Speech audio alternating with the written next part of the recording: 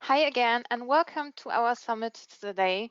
Maybe you're wondering why you can't see my screen and my face in the web camera. I had some technical problems ago, so I can't share my screen today. But as I learned, that's the digital life in 2020. So yeah, I just want to give you a brief overview for today. The session for today is email marketing, its relationship management, and our speaker is Nikolaus von Graeve.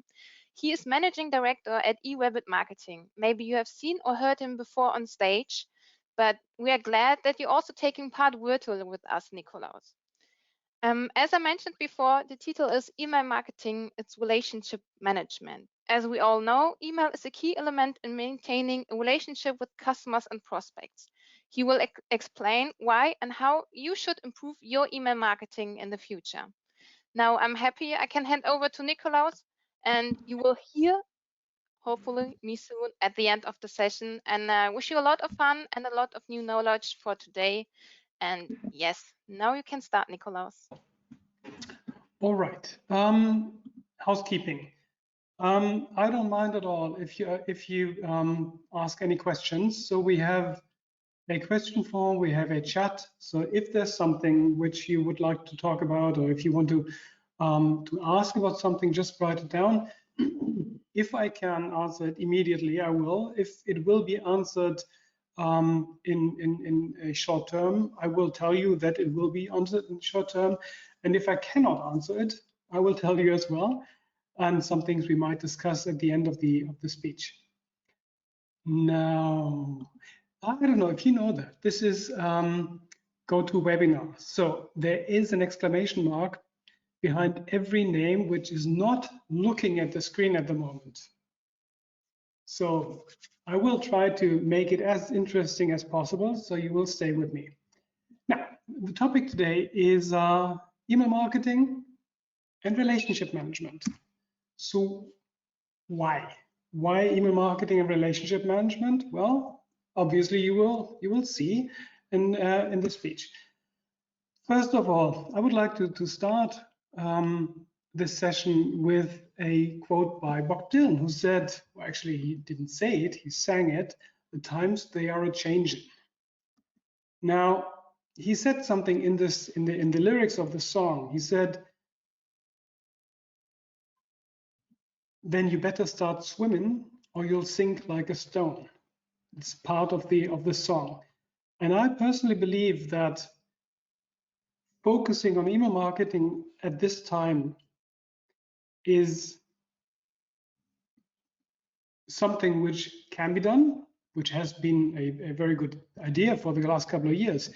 But I believe if we don't change something about the way we do email marketing, we might be sinking like stones. Some of you will now think, well, but times are changing. Yeah, well, but why change and how is it changing and what exactly is changing? So we're not talking today about COVID-19 and the changes it brought to marketing. So we're not talking about the breaking down of digital barriers. We're not talking about the acceleration of e-commerce and digital marketing in COVID. And we're not talking about a peak in e-commerce which has never been seen like that before. This is a change which is happening to all of us. You know the change. You feel the change because the immediate pressure you're under in your businesses, I suppose. But this is not the one thing we're talking about. We're not talking about short-term solutions. We're talking about long-term solutions. We're talking about the perception of you, yourselves, and what you do as a business, which in most of your cases will be email marketing. So we're talking about, firstly, obvious, countable, measurable changes, which we can perceive and look at,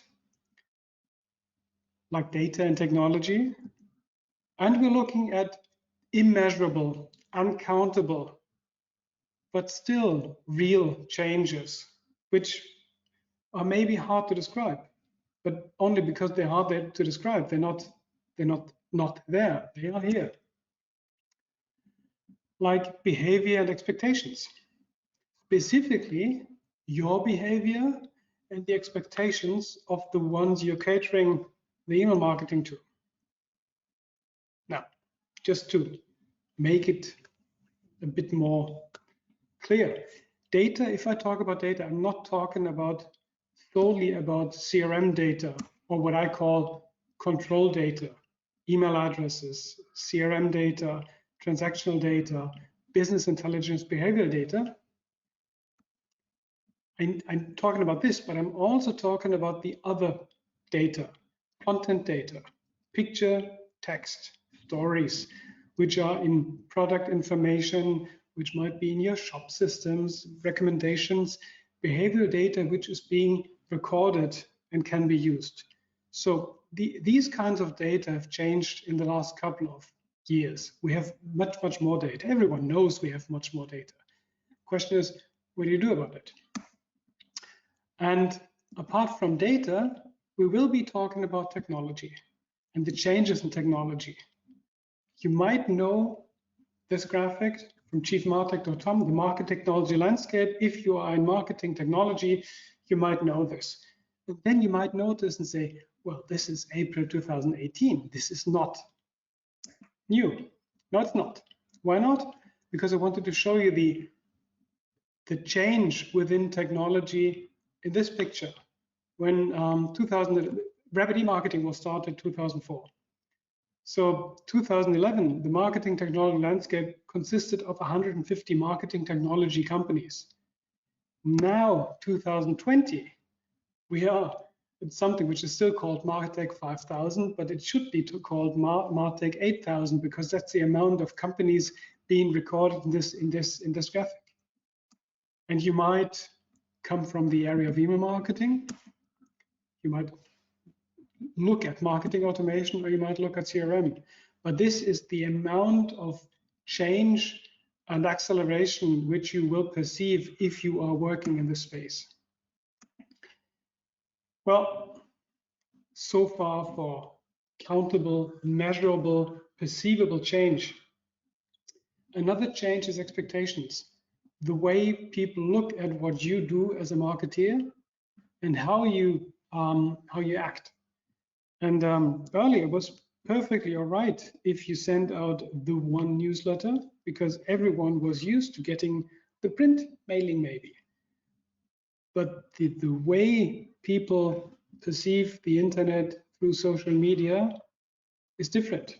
And only because you do it as a certain way, probably the expectation might be a bit higher. So the expectation of our clients is changing, and our behavior will have to change accordingly. What you see here is a metaphor I usually take looking at technology. What you see there is a man who is trying to chop down a tree in a competition, actually. And if you look closely, you will realize that what he has in his hand is a chainsaw. Apparently, he's moving like he's using an axe. Well, it's Photoshop, so that's a digital change. But this is a metaphor for the modern marketeer. We have tools we can use, which maybe aren't being used as they could or maybe should in the expectations of our clients. So maybe we have to change with the change in technology. And if you would accept now and say, like, yeah, there is something, there might be a need to change, but where would we need to changing our email marketing? Well, there's a good and a bad news. The change already started, or it never stopped. And I understand that some of you are not from Germany. That's probably the reason why I'm not talking German, which is actually quite a thing for me.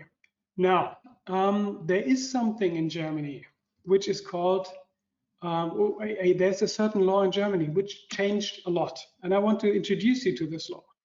But before we go to this one, we're looking at GDPR. Every one of you knows the GDPR changes of 2018. And you probably have seen emails like the one on the left. I'm I'm an enthusiast for cars, for specific cars actually.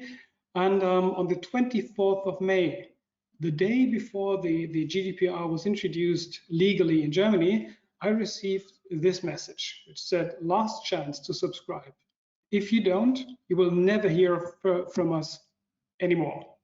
Confirm or unsubscribe. Well, I didn't press any of these buttons.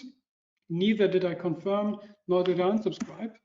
And what happened on the next day was, on the 25th of May, I received the next message from this company introducing a certain indoor car cover. So I didn't drop out, I didn't opt out, I didn't opt in, and I received this one. And you might, if you have realized something like that 2 years ago, then it might be possible that you had a déjà vu. And if you think, well, what the hell is a déjà vu? It is the feeling that one has lived through the present situation before, that you have seen or done or realized something like that before. And this is something which happened 12 years ago in Germany. So what we realized, what happened to us in GDPR, everyone sending out messages, subscribe now, you will never hear from us, trying to save oneself from maybe criminal prosecution because you don't have an opt-in. That happened in 2008, exactly the same thing, because of something we had in Germany, which was called the UWG, das Gesetz gegen den unlauteren Wettbewerb, the German law, which is deciding if someone may send an email to someone which contains advertisement. So it's not about may I have the data as in GDPR, it is may I send advertisement via electronic mail. And to cut this very, very short, it is forbidden in Germany, as you probably all know, to send any unsolicited email with advertisement to anyone who didn't explicitly opt it in. But this is something which came to Germany in the year 2008. Beforehand, that's on the left-hand side, but this is details, it's not very important. It said, you may not do this without an opt-in. And after the 30th of December 2008, it said, you may not do this without an explicit opt-in, which have been done before. So if some of you think, why the hell is someone telling us something about a 12-year-old law in Germany? Well, because it was one of the points where email marketing, specifically in Germany, had undergone an immense change. Because of this legal change, you couldn't just trust that your list might be okay or that someone may be opted in, but you had to prove, you had to be able to prove that somebody opted in. This was the beginning of a specific double opt-in in Germany, which I believe was a Glücksfall, whatever a Glücksfall means in English. It was fortunate in Germany because of double opt-in. The singular email address of a person became much more precious, because you couldn't just send an email to anyone. You had to ask someone. Asking someone beforehand is expensive, at least in terms of time.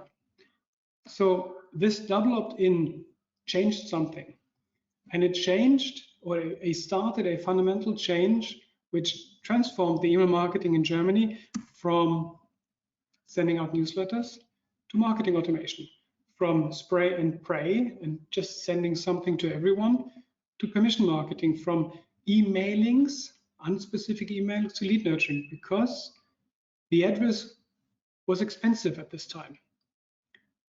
Beforehand, email marketing was a cheap alternative to mail advertisement.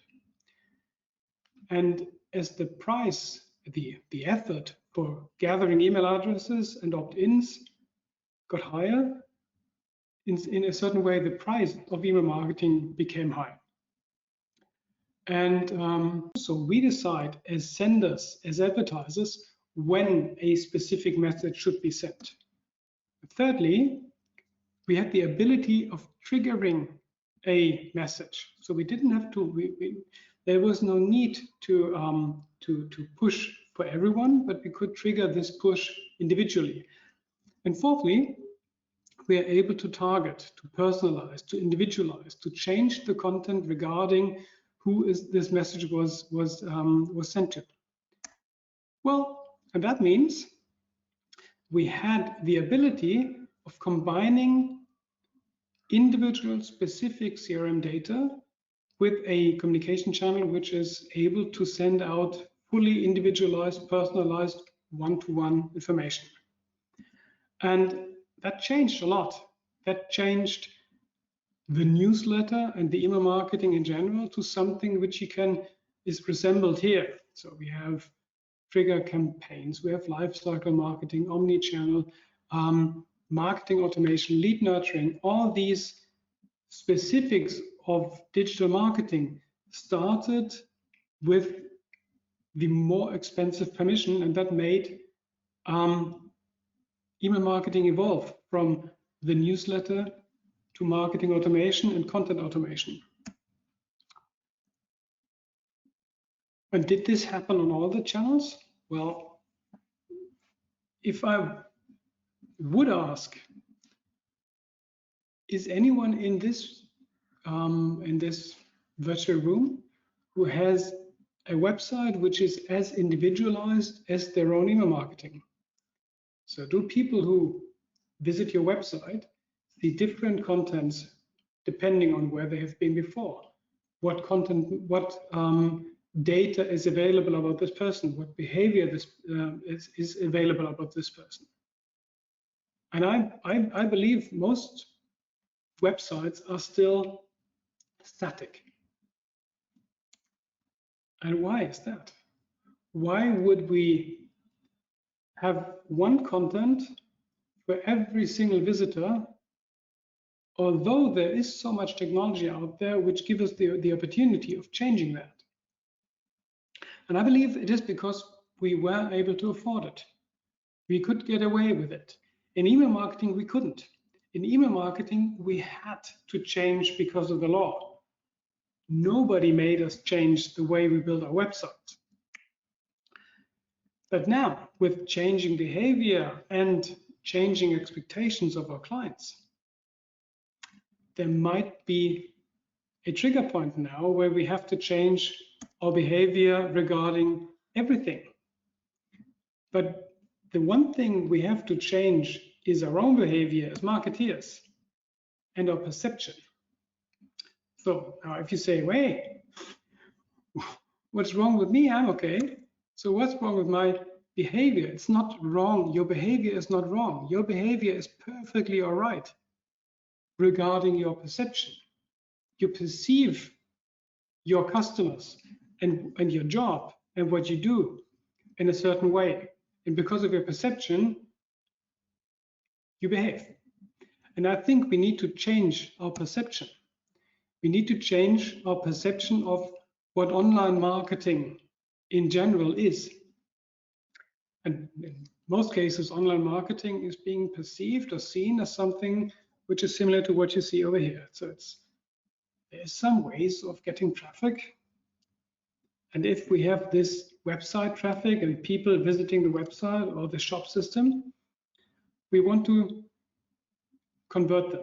The classic conversion rate on a shop or a website is getting traffic to clients. And if someone became or bought something and in this way converted, then we look for the next conversion. And now, if you remember the beginning of this session, I said something about email marketing and relationship. And if you look at relationships, then a classic relationship would be to change someone from being single to becoming a family. And this is obviously a very similar thing as getting some traffic on the website and convert the traffic into clients. Well, actually, it's not. If you have this personal experience, there is a bit more between getting from single to family than to get someone from traffic to a web client, a customer. If you try to convert in terms of relationship, and you meet someone who you've never met before, then there might be a first glance. Then there might be some words, first words, a first date, dating, so you see each other regularly, and then you might be marrying, maybe not. You might want to decide about kids, maybe not. And then you're right into a relationship already. So what is the most difficult part about relationships? Anyone? Any guess? Any answer? Anyone there?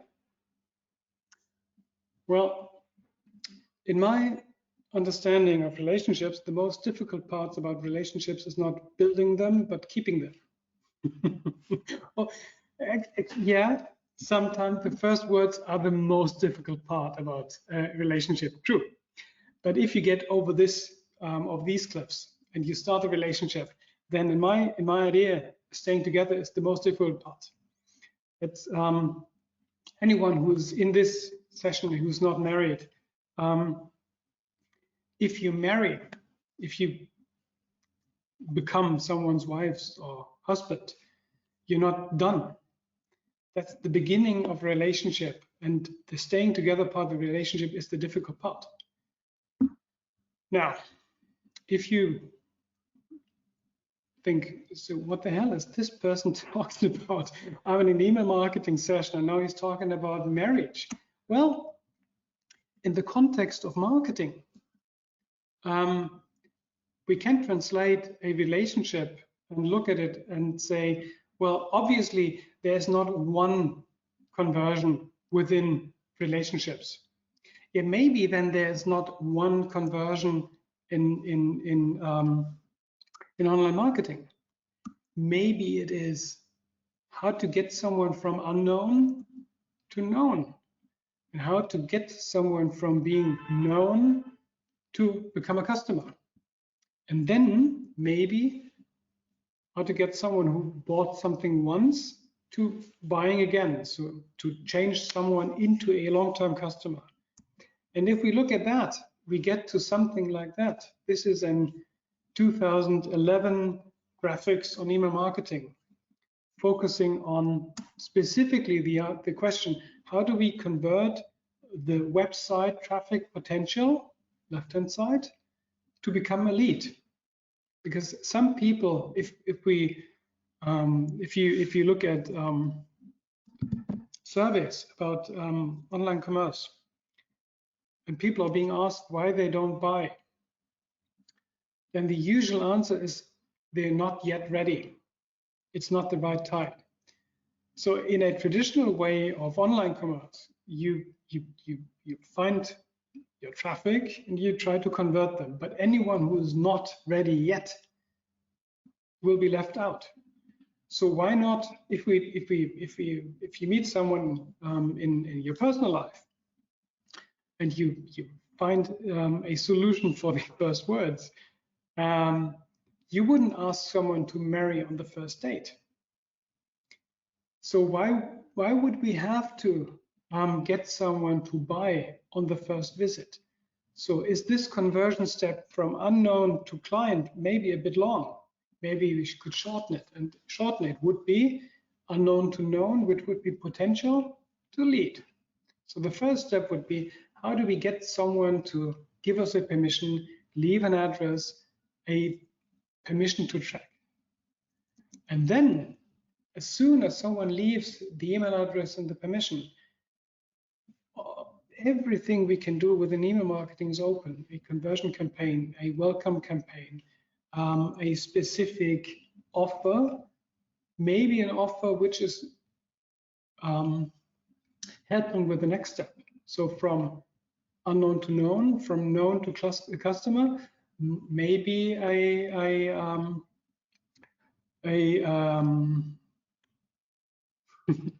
a specific offer, a percentage off of a product to get more information in terms of someone is giving me more data or more specifically, more money.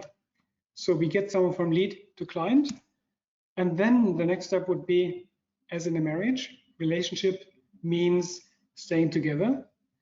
And there's a lot of studies saying it's 7 times easier to sell something to an existing client rather than finding a new one. So marketing automation would give us the opportunity of selling or upselling and cross-selling to an existing client. And then ideally, we'll get into a lifecycle campaign where we offer automated, behavior-oriented, need-specific communication for this one single person. Well, actually, as I said, this is an old version. A newer version with all the online marketing opportunities we have would be not unknown, because nobody's unknown anymore on the internet, but anonymous. But we know a lot already. If someone is visiting your website, you at least know where this person is coming from. So you might have third-party data. You might know what kind of campaigns somebody clicked on Google so that they come to your website. If you may, you can get your first information via first-party data. So a tracking cookie, a tracking permission. Secondly, certainly a specific permission to send email, for example. And then we get to know this person and put the data into CRM. So that's another way of looking at this different conversion steps. And then we obviously build something which is a good email marketing program, which is giving you a certain or different specific opt-in opportunities, web sign up, pop-up forms.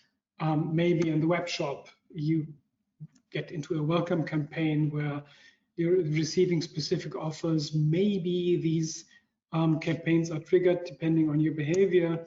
You get into regular communication, maybe a newsletter specific format, and maybe even into sales events depending on your behavior. And I brought one sales event for you just as an idea.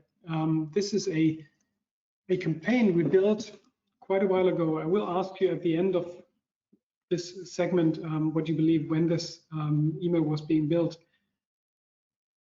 Where on a trade show, hosts and hostesses were asking for email addresses and permissions for a specific product.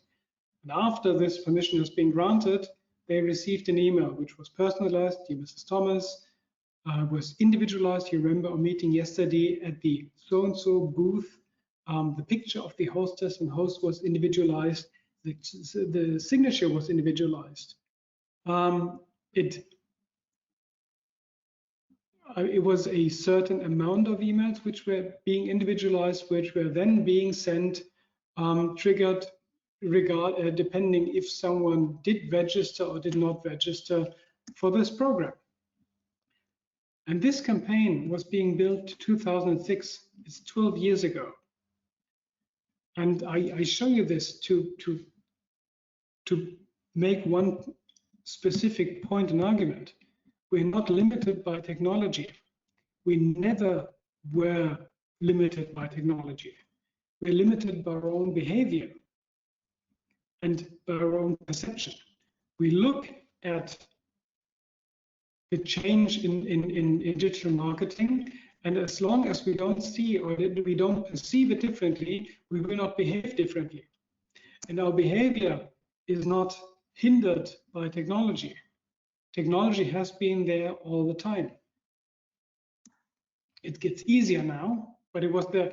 And if you say, yeah, I see a point, I would like to change something in my perception and maybe even in my behavior of the campaigns I'm doing. Well, then we have to look at the client not as a target for one certain conversion, but rather of building a relationship with our clients. And if we want to build relationships with our clients, we need fully individualized, personalized communication, ideally across all channels. So, and to do this, we need some things. First of all, we do actually need a vision. If you say a what? A vision, which the great Steve Jobs, he had a lot of visions. And you might have seen the Stanford commencement speech, which was published 2008. In this Stanford commencement speech, Steve Jobs had 3 parts of his speech. And one of them was about something he called connecting the dots. He said, if you look in the future, you cannot see a thing. But if you look back, you can see all the steps you did, all the decisions you made, which brought you to the point where you are right now in your life. And if you want to develop a vision for your company, which you have to, and I'll come to this in a second, then the easiest way of doing this, or in my experience, not the easiest way, but it's the only way I know to develop a vision which is not hindered by technology and data. If you work on your vision for digital marketing of your company, you usually look at technology. Technology changes, and probably changes which have to be made within technology to achieve your goals. And you look at data. What you should do, in my personal opinion, is make a picture of the future. So you transform yourself in a potential future, maybe 3 years ahead of now. And you describe this future setting as if you were looking at it. And as soon as you have developed this picture of what you would expect from your own company, from the way it is communicating, then you look back into your past, which is now your present. And then you can see the decisions you will have to make to get to this point where you are.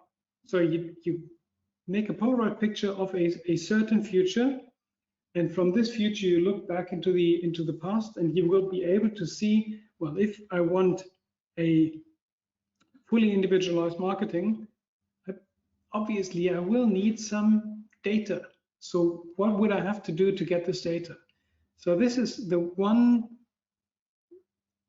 I think, the most difficult and the most important part in transforming email marketing into something which is more relationship based, is defining a vision, what and how the marketing measurements or the measures of your marketing should feel like for a client.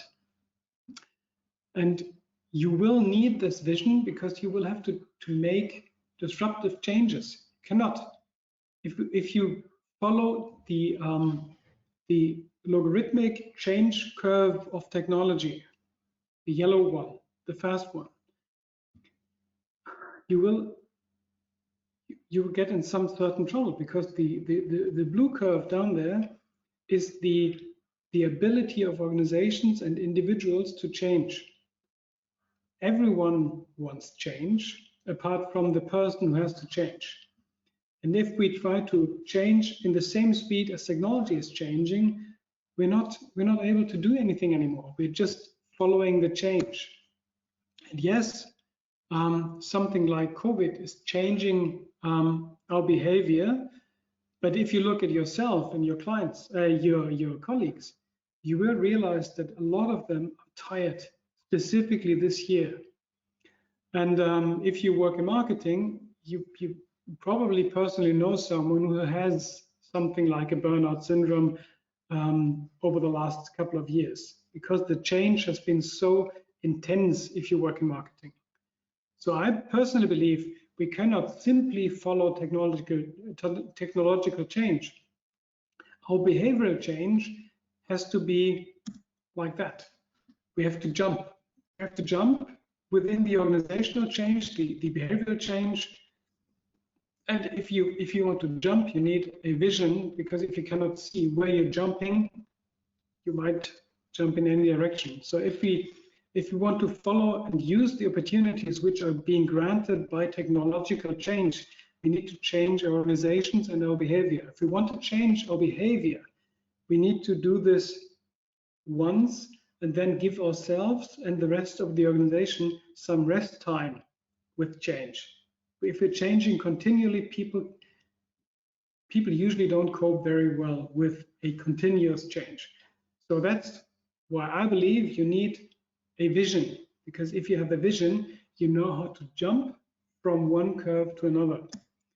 Now that we have a vision, we need, in terms of transforming digital marketing into relationship management, we need a team.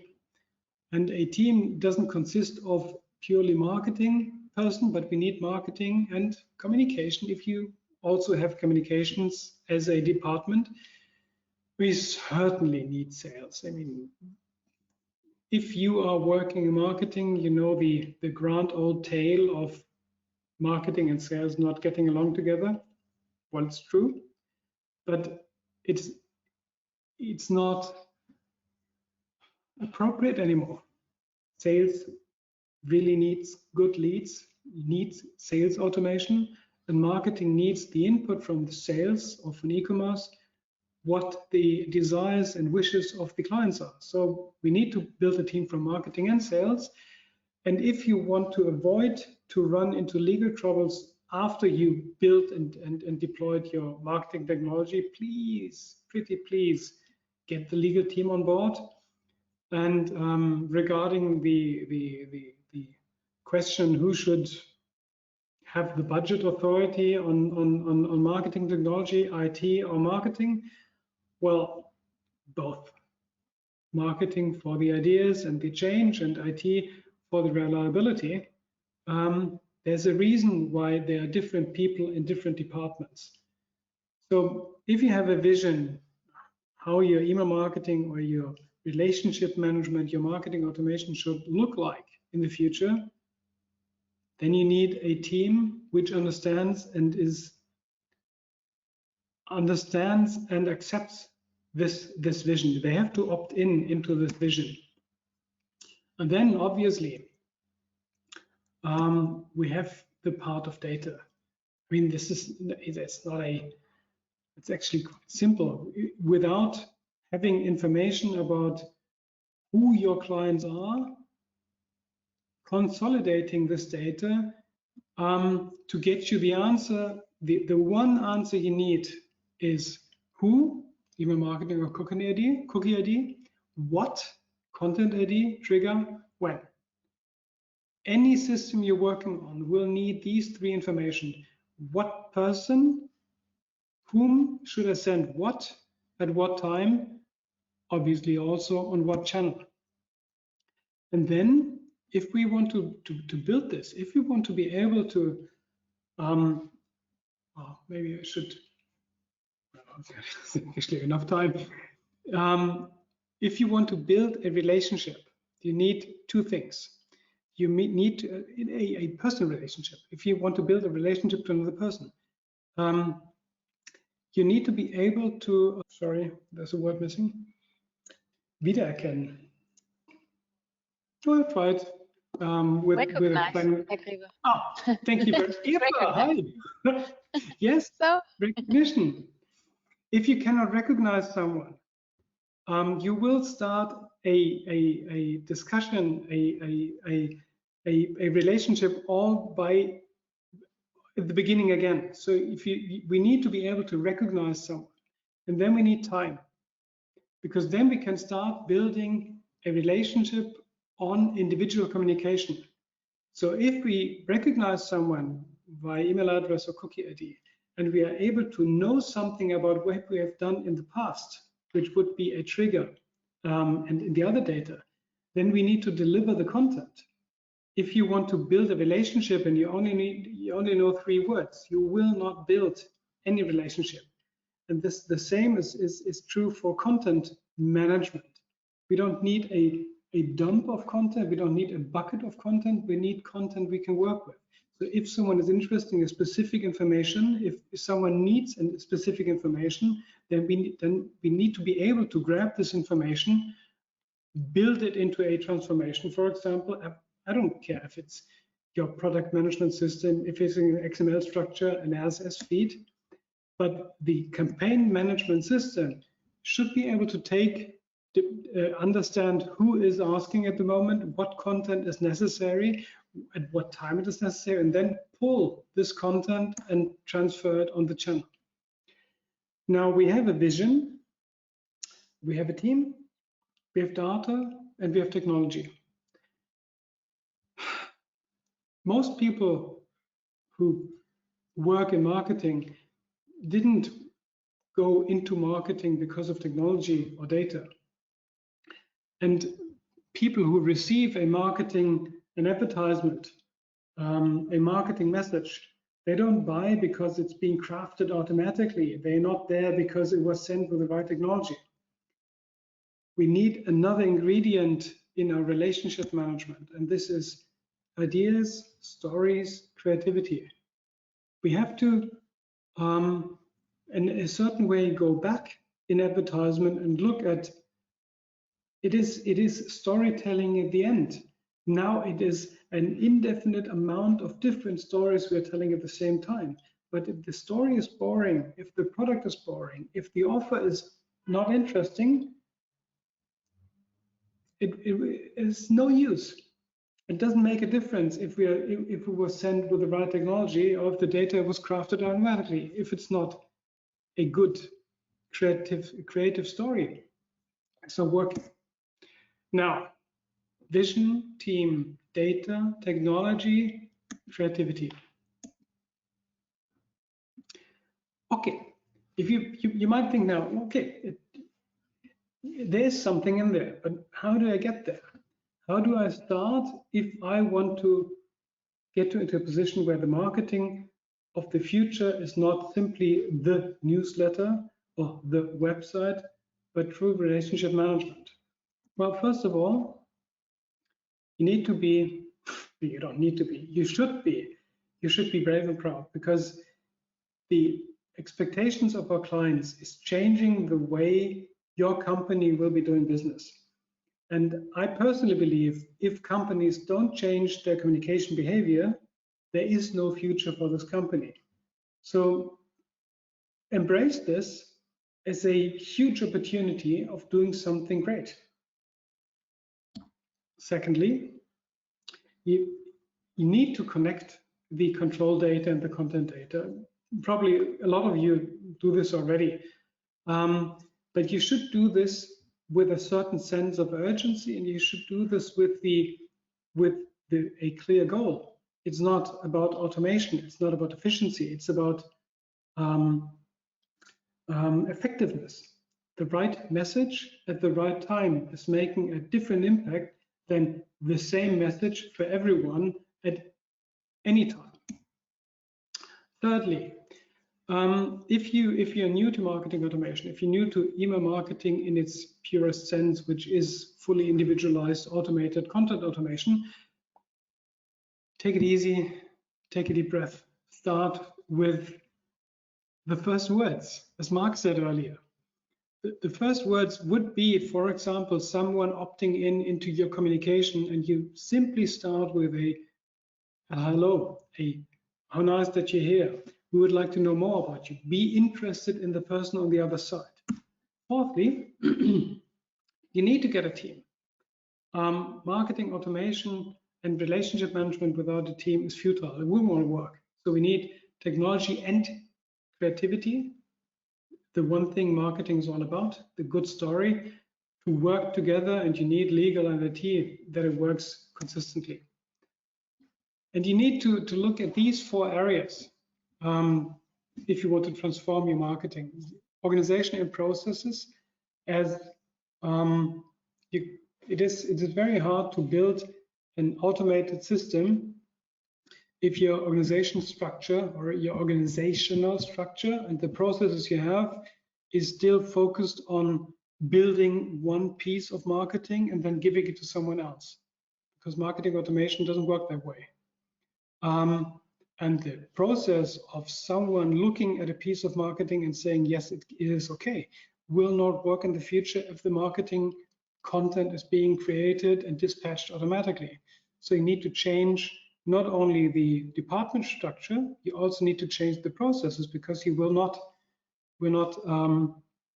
decide if marketing is good or bad on a certain piece of marketing, but rather on the process, how it is being created.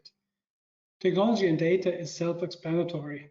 Technology and data is changing anyway. Mind and skill is not changing automatically.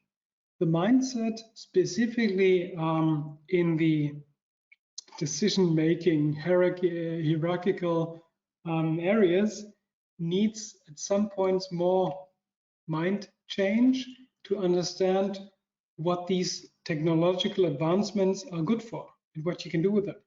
And skill, if you have talented people in your company, you need to give them the education and the training so that they become skilled workers.